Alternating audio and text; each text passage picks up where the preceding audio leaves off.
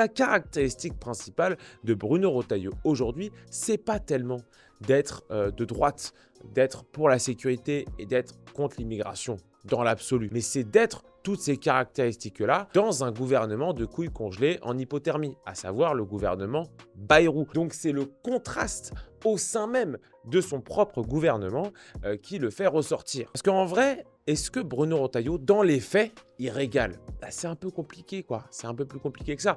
Il vient de nommer une certaine Cindy Léonie à un poste au ministère de l'Intérieur, sauf que cette meuf vient de SOS Racisme. Elle défend les migrants et elle assume des positions parfaitement et ouvertement post-modernes et progressistes.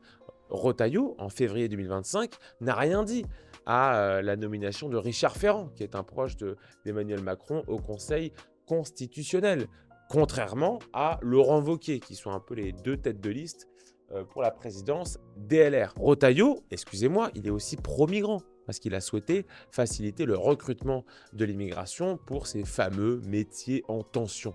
C'est avec des gigantesques guillemets, métiers en tension. Soit très clair, les métiers en tension sont en tension parce qu'ils sont payés 18 centimes par mois. Donc évidemment que personne, mis à part des migrants clandestins, dont c'est le standard au bled, veulent faire ces métiers-là. Tu augmentes les salaires de ces métiers en tension et ils sont plus en tension.